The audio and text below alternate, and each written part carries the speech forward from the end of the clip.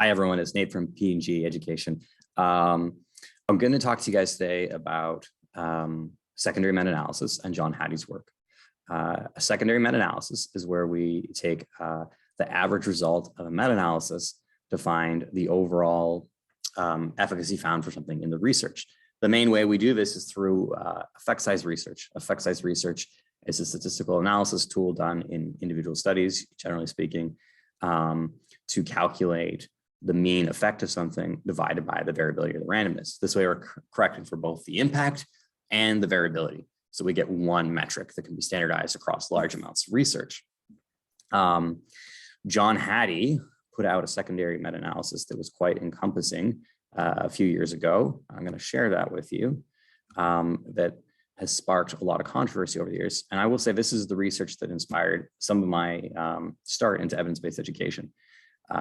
If you look here, he has ranked the teaching factors and pedagogies for the largest effect size found in meta-analysis to the bottom. What this does realistically is it shows us what is the sum average of the scientific literature on a topic. By taking an average of multiple meta-analyses, because sometimes meta-analyses don't always agree with each other, he is showing us what is the average interpretation of the research showing. Now, there's been some criticism of this type of research over the years, and I'm going to talk about those criticisms and why I think some of them are valid and why I think some of them are not. So the first one, and probably the most important, is context. So context is really important because results tend to be different in different situations. So for example, some teaching methods work really well in primary, but don't work well in secondary. And Hattie's work doesn't correct for this in any way. Similarly, students with learning disabilities might have different learning needs than students without. The second thing that gets really looked at or criticized is the effect size calculations. So the effect size calculations can be very different across different meta-analyses. I actually think this is a less valid way of looking at or a less valid criticism of Hattie's work, because the reason we have different calculations is to standardize results. Because if we use the same calculation in every situation, it actually can give us biased results in specific ones. So for example, we have Hedges G for small sample sizes and Cohen's D for large sample sizes. And this is supposed to make the results more standardized by using both. It doesn't make sense to only use one, because that actually makes the results less standard. We interpret those effect sizes the same way, and that's the whole purpose of having a metric and the calculation to begin with. Another criticism is recency. And that comes into play with certain factors like technology. Hattie's work looks at all of the research on average over very long periods of time. So research into technology from the 1950s tends to be less valid than research today. I think that's a fair criticism sometimes. For things like technology, it makes a ton of sense. But for things like phonics, I don't think it makes a ton of sense to worry about the date of the study, because I don't think students' learning has changed over the last 50 years. It's not like we're a new species or we've evolved suddenly and changed where, you know, technology makes phonics meaningless, for example. It's really, I think, a context-specific thing, but it can be a fair criticism. Another thing that often gets criticized for Hattie's work is this idea that, well, the results of my pedagogy are intangible. People often say, well, such and such method is amazing, and the meta-analysis can't prove that. I'm an evidence-based person. I believe in science, and I operate under the assumption that if your pedagogical factor is doing something valid, it should be measurable. And if you can't measure that, then we can, as a scientific community, accept that as science. That's not to say that meta-analysis is never wrong or that these factors are never wrong. It's just to say that the onus is on the researchers trying to prove that. And you'll notice a little bit of a bias in that the people who like the things at the top of the list tend to be very pro Hattie's list. And the people who are promoting and researching the things that are at the bottom of the list for their entire careers tend to be very angry at Hattie's work. And that's not to say that all of Hattie's critics are just being petty. but I think there is some bias in towards his critics and promoters in that sense. Where I think this work is really useful is where we have a lot of research in an area and there is some conflicting research with each other. It can be nice to be able to look, okay, what does the sum average of that research show? And it helps to show sometimes indirect evidence where we don't have direct comparisons. So there's very limited research, for example, on phonics versus whole language. But we do have quite a few studies on phonics, and we do have quite a few studies on whole language.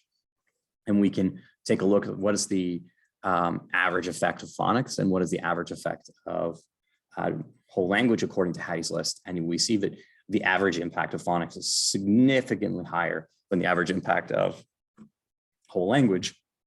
And we can make the assumption that there is very strong indirect evidence that a phonics program is better than whole language using meta-analysis.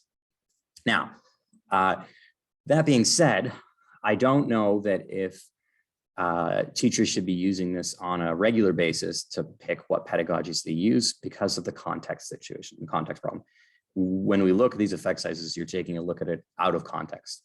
That being said, Hattie has done something really amazing in more recent years where he's put it into a new version of the list. So this new one gives you much more detailed information and it's much less reductive. So if we click on, say, this one here, inquiry-based teaching, it'll tell us, give us a definition of the factor. It will give us a list of the meta-analysis he has found on the topic, the date they were published, the number of studies in them, and the effect sizes found. This can be really useful because oftentimes we can look and see what is the context behind these effect sizes. So while we tend to see effect sizes that are really small for inquiry-based learning on average, we look and we see older student studies and studies on science tend to produce higher averages. And this can help suggest that the context specific for inquiry-based learning should be science and older students.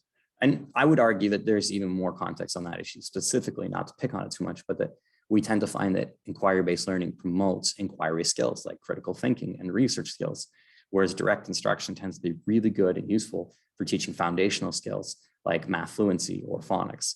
And it's really the wrong question to ask if we should use one of these teaching styles. The better question is, when should we use these teaching styles? Now, this is something I've been really focused on in my own research lately, and that's how do we contextualize meta-analysis? So I've been putting out summarizing research of other people's meta-analyses that are very context specific for teaching. And I've also been doing secondary meta-analysis of myself that are more context specific. So for example, just this week, if you go to my website, you'll find this. I put out secondary meta-analysis for math. And it's only looking at math. It's not looking at teaching across the board.